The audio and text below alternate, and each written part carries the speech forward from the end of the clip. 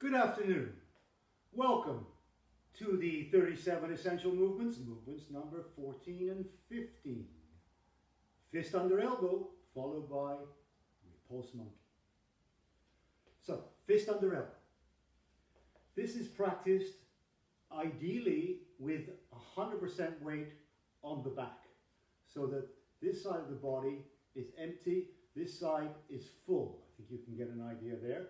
Straight line from the crown of the head straight down to the heel, just in front of the heel, in the center of the foot. That connection, the vertical alignment, will help you to put all your weight here. That being said, if you're not strong enough to do that for the moment, it's not a problem. All you have to do is move forward, put some weight on the front. This relieves here. Because if you have not already developed the strength, that you will by practicing, but if you're not there yet, you will find that your thigh will start burning. Maybe even the buttock and the lower back. They will send you a message telling you that we're not happy here. However, the mind has to be the master of the body. So we have to respect the limits of the body, but there is ways to expand those limits. The more we practice, the more we can develop and gain a lot more than what we have been used to. So,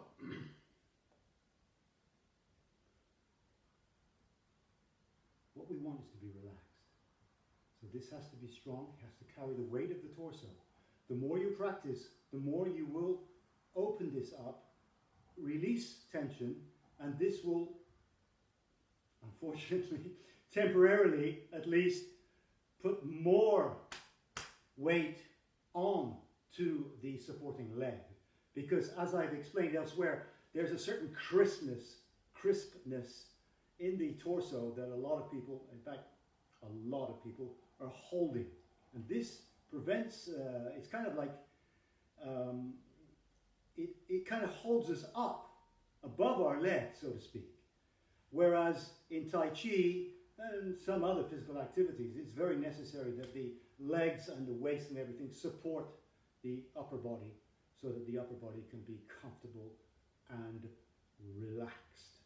And we are looking for a state of relaxation that allows the body to breathe inside, to all the organs to have their space that they need, and the glands, and that the flesh and the bones and the ligaments and the muscular system and the tendons all have their own kind of space. There's air around them, there's chi actually, so that they can breathe. The imperative thing is to find that space whilst being in any kind of state. Now, this is very difficult for human beings, but if you observe a cat or a dog, the way that they, when they're going to sit down, they do a spiral movement. I'm sure you've all seen this many times, and they find their little space because they're comfortable and relaxed. I've even seen a very large dog sitting down in the middle of a very busy boulevard. He was completely relaxed and comfortable. His owner was panicking like crazy to get him out of the car. That's another thing. So, relax. We call this sum. It means conscious release and relaxation with a degree of awareness, so that we can go from a state of sum to a state of action in a microsecond. From here, now we turn, we open, we step back, left arm receives, right arm counterattack. Okay, the two arms. The left arm is going to make a spiral motion upwards like this. Now the wrist is very relaxed. I have explained in my video on the single width, which no doubt you have watched a number of times, that the wrist, if it's placed like this, creates tension. The hand is placed like this, creates tension in the wrist. You can feel it yourself, try it right now. Or if you turn like this, edgewise, you also have tension. So we want to be in between those. There's a place where the wrist is completely open without tension. Now the hand is going upwards, but there's a principle here. There are two principles that are implied in this, are integral to this movement, fist under elbow, that I will explain to you right now. These are very important, and they apply to everything we do in Tai Chi, everything. The wrist should not go higher than the eyebrows. The fingers can go a little bit above, but not the wrist. There can be an exception to this. There are a couple of exceptions, but they are rare. So in all the movements, you should not go higher. If you do, you see in the beginning, the arm is beginning to disconnect itself from my body. And we want to keep a sense of unity at all times. So this goes up. Never higher than this. The other principle that we're using right here, right now, is this line here, the central line. Nose, sternum, belly button, sex. One line. This is two parts of the body. The right arm takes care of the right side. The left arm takes care of the left side. Here again, the wrist should not pass that line. If it does, you can see, and we see people like this, they practice fist under elbow like this. Well, they have no balance. Believe me, put one finger on them, they're going to fall down. This must open, so the diaphragm is relaxed, so that the breath stays down here. If you're like this, not only do you lose the breath, but you also find you'll lose your balance. Open, relaxed, down. So this wrist should not pass here. And then also, of course, martially speaking, if I'm closed like this, well, this puts me into a vulnerable position. This arm, by the way, is very round, like this. Not like that, like this. Okay?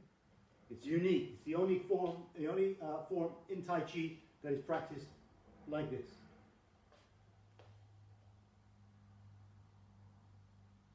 So from here,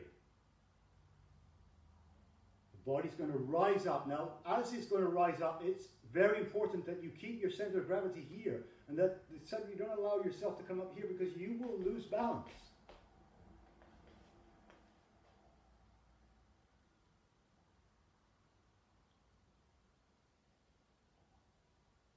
Left side goes back. Right arm goes forward. Receiving, countered. Very comfortable. Turn, open, step back. Turn it up close for you.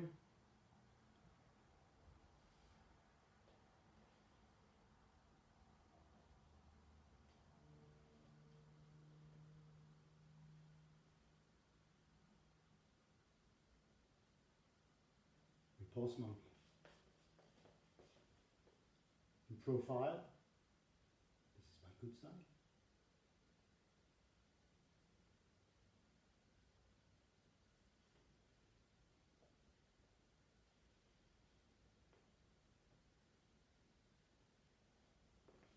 Profile on my not so good side.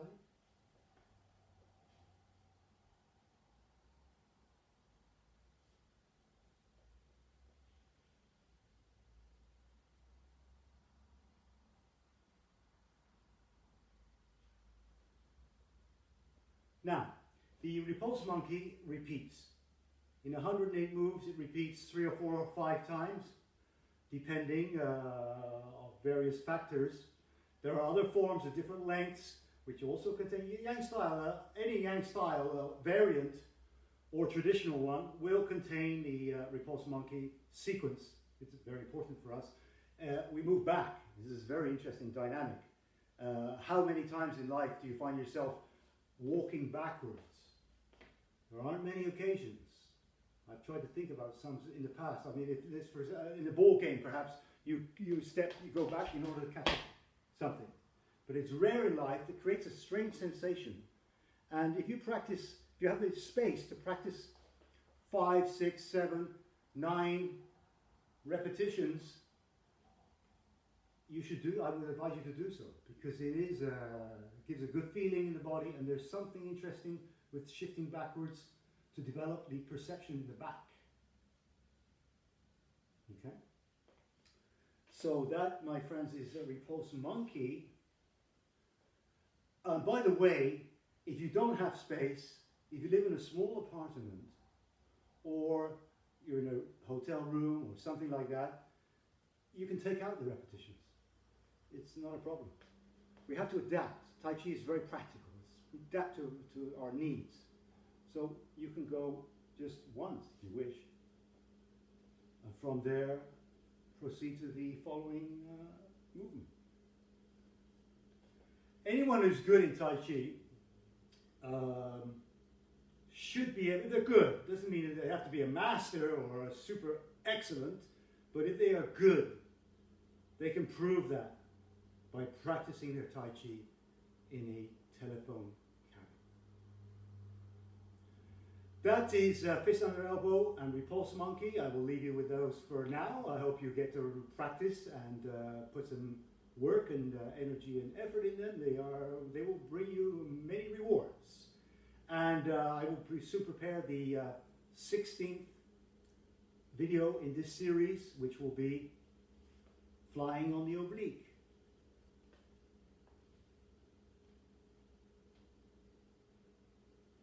Thank you for your attention. I wish you all happy practice, good chi. See you soon.